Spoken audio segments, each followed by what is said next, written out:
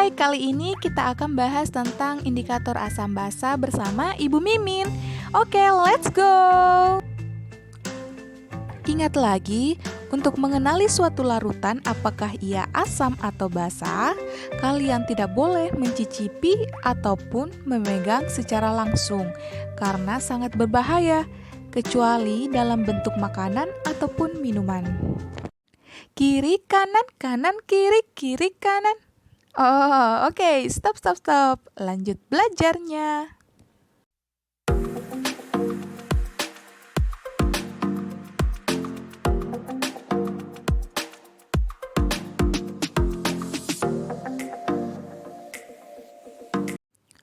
Oke, kita bahas indikator asam basa terlebih dahulu.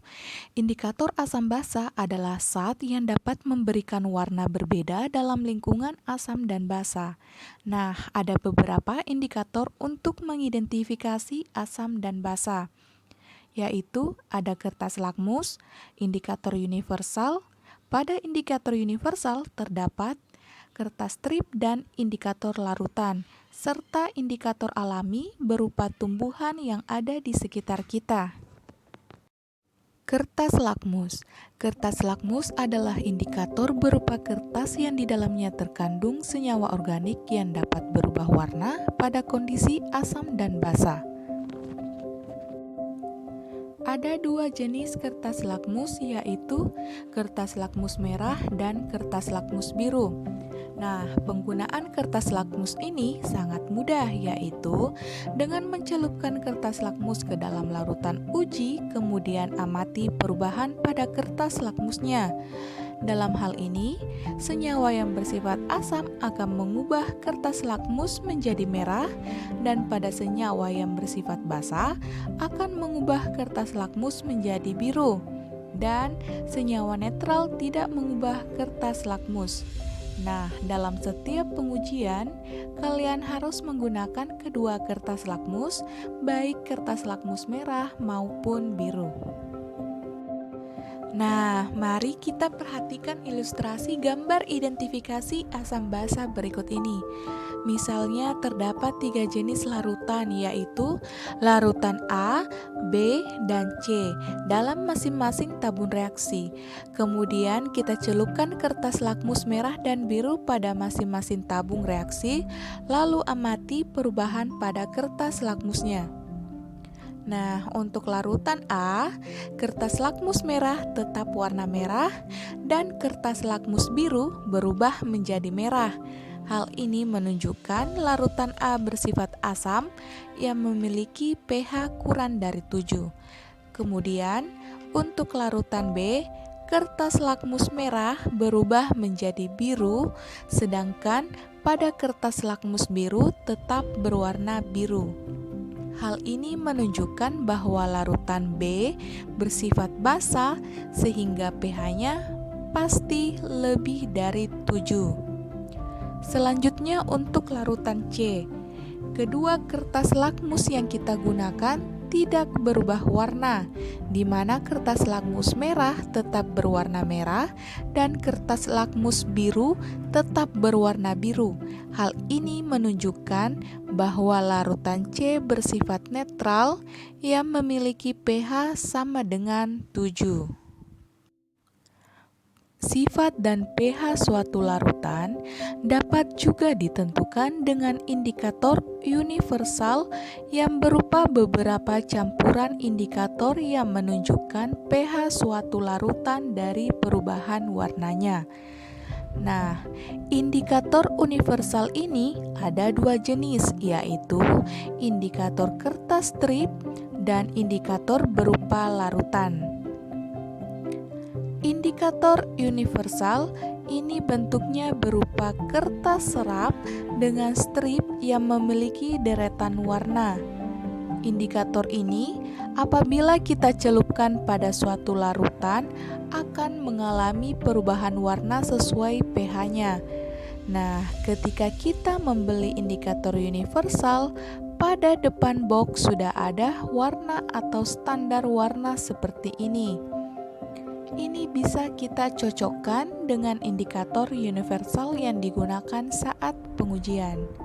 Contoh, jika kita mencelupkan indikator universal ke suatu larutan, kemudian warna indikator berubah menjadi seperti gambar ini, maka kita cocokkan warnanya pada peta warna yang ada pada box indikator dan terlihat bahwa warnanya menunjukkan pH-nya sama dengan 10 atau pH-nya 10 yang artinya larutan tersebut senyawanya bersifat basah. Selanjutnya ada indikator larutan. Harga suatu larutan dapat diperkirakan dengan indikator larutan. Misalnya bromtimol biru, metil merah, metil jingga, atau fenolftalin. Setiap indikator memiliki trayek perubahan warna yang berbeda-beda. Dalam pengujian asam basa, biasanya tidak hanya menggunakan satu indikator saja, tetapi minimal 2 indikator. Nah, selanjutnya berikut trayek pH dengan beberapa indikator. Sebagai contoh, indikator metil jingga memiliki trayek pH berkisar 3,1 sampai 4,4 dengan perubahan warna dari merah hingga kuning. Nah, pada pengujian suatu larutan, jika ditetesi metil jingga, warnanya merah, maka pH-nya kurang dari 3,1 dan jika berwarna kuning, memiliki pH lebih besar dari 4,4.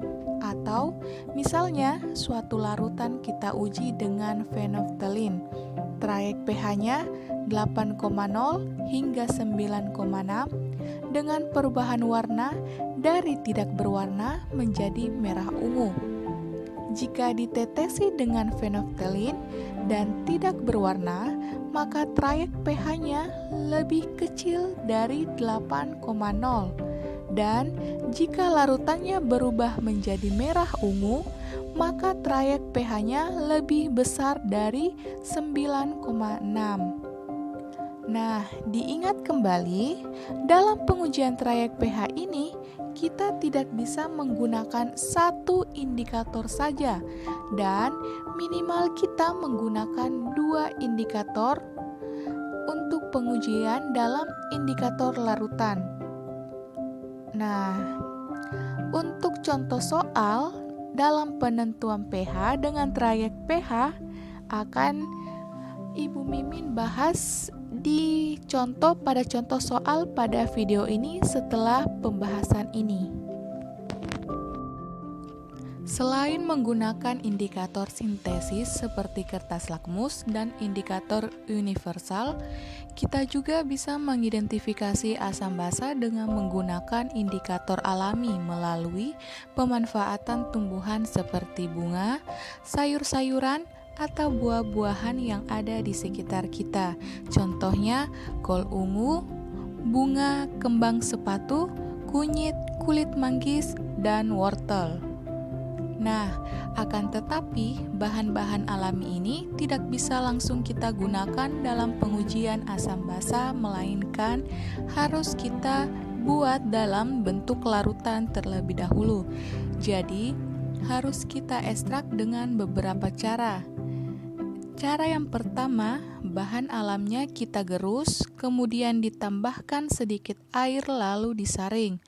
Cara kedua, rebus atau rendam bahan alam dalam air panas hingga menghasilkan larutan berwarna, lalu dinginkan hingga saring. Nah, ekstrak yang kita dapatkan ini, lalu kita teteskan dengan larutan asam atau basa yang ingin kita uji. Pertanyaannya, apakah semua tumbuhan bisa dijadikan sebagai indikator asam basa? Jawabannya tidak. Kenapa? Bahan alam yang bisa kita gunakan sebagai indikator asam basa hanyalah bahan yang menunjukkan warna berbeda dalam lingkungan asam, basa, dan netral.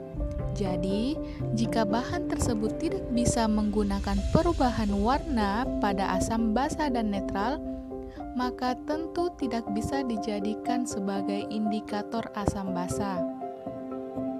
Nah, adapun kelemahan indikator ini, yaitu perubahan warna yang dihasilkan tidaklah stabil. Berikut ini adalah perubahan warna dari beberapa ekstrak tanaman dalam larutan asam basa. pH meter. pH meter merupakan suatu rangkaian elektronik yang dilengkapi elektrode dan dirancang khusus untuk mengukur pH larutan. Bila elektroda dimasukkan ke dalam larutan, maka akan timbul beda potensial yang akan menunjukkan angka pH larutan tersebut. Berikut ini beberapa alat pH meter. Nah, jika pengujian menggunakan alat ini, pH-nya kurang dari 7, maka larutan tersebut merupakan larutan asam. Dan jika pH-nya lebih dari 7, maka merupakan larutan basa. Dan jika pH-nya terukur tepat 7, maka dikatakan larutan netral atau bersifat netral. Contoh soal. Soal pertama. Dari pengujian kertas lakmus diperoleh data sebagai berikut. Pertanyaannya, larutan yang bersifat asam adalah? Sifat asam ialah akan memerahkan kertas lakmus. Kita coba lihat satu persatu. Untuk larutan A, kertas lakmusnya berwarna merah semua sehingga dikatakan asam. Untuk larutan B, kertas lakmusnya berwarna biru sehingga merupakan larutan basa. Dan untuk larutan C, kertas lakmusnya berwarna merah semua, artinya termasuk larutan asam. Dan untuk larutan D, kertas lakmusnya berwarna biru semua, sehingga termasuk larutan basa. Lalu untuk larutan E, kertas lakmusnya tidak mengalami perubahan warna, yang artinya larutan netral, yang dimana kertas lakmus merah tetap merah dan kertas lakmus biru tetap biru. Maka larutan yang bersifat asam adalah A dan C. Soal kedua.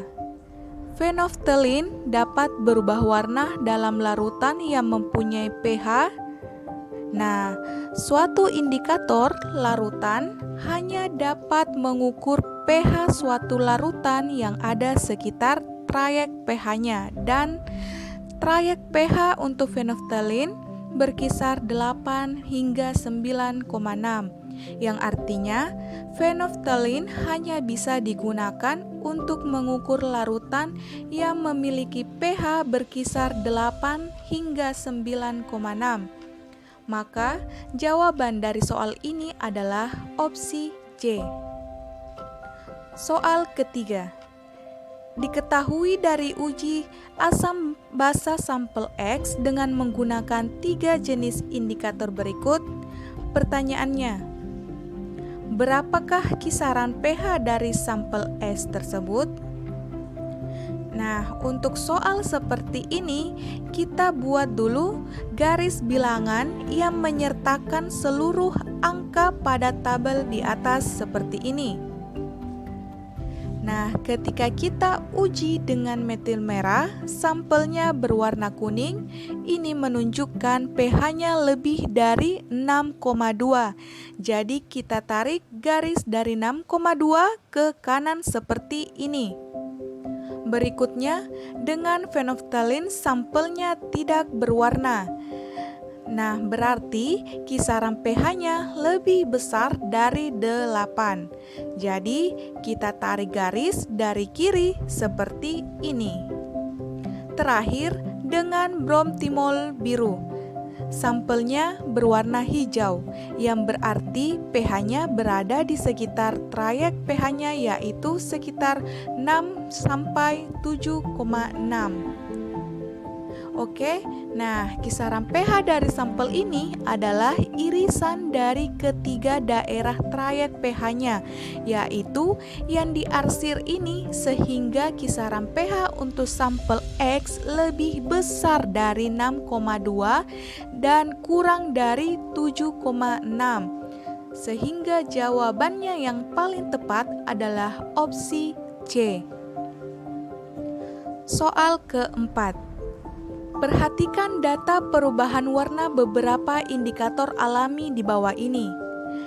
Ekstrak bunga yang dapat digunakan sebagai indikator asam basa adalah. Teman-teman perlu perhatikan, ekstrak yang dapat digunakan sebagai indikator adalah ekstrak yang menunjukkan warna berbeda dalam asam.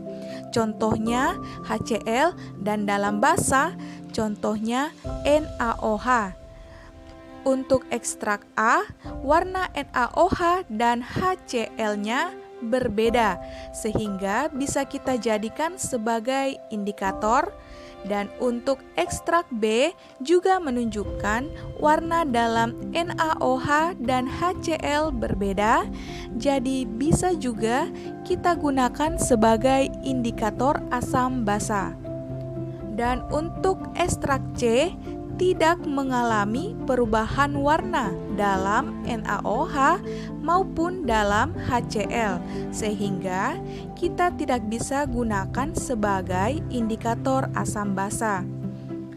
Selanjutnya, ekstrak D, warna NaOH dan HCl berbeda, jadi bisa kita gunakan sebagai indikator asam basa. Dan juga dapat dilihat bahwa jawabannya ialah opsi C, yaitu ekstrak A, B, dan D. Soal kelima. Perhatikan data percobaan ini. Percobaan yang menunjukkan sifat asam basa yang tepat pada saat diuji dengan kertas lakmus merah dan biru adalah. Perlu teman-teman ingat kembali, asam akan memerahkan kertas lakmus dan basa akan membirukan kertas lakmus, dan senyawa netral tidak mengubah warna lakmus. Kita lihat satu persatu. Untuk percobaan pertama, merupakan senyawa asam kuat yang harusnya memerahkan kertas lakmus. Jadi data percobaan ini tidak tepat. Untuk percobaan kedua, ini merupakan contoh dari senyawa asam lemah, sehingga akan memerahkan kertas lakmus. Jadi, percobaan ini sudah benar. Selanjutnya untuk percobaan ketiga, yaitu KOH. KOH merupakan senyawa basa, sehingga membirukan kertas lakmus. Jadi, data ketiga ini tidak tepat. Berikutnya, percobaan keempat, senyawa NH4OH. Senyawa NH4OH ini merupakan contoh basa lemah, yang artinya membirukan kertas lakmus. Sesuai dengan data pada tabel ini, jadi data percobaan ini sudah tepat. Adapun larutan NaCl yang merupakan larutan netral sehingga tidak mengubah warna pada kertas lakmus. Jadi data ini sudah sesuai. Sehingga jawaban yang tepat ialah opsi C, yaitu larutan percobaan 2, 4, dan 5. Sampai jumpa. Wassalamualaikum warahmatullahi wabarakatuh.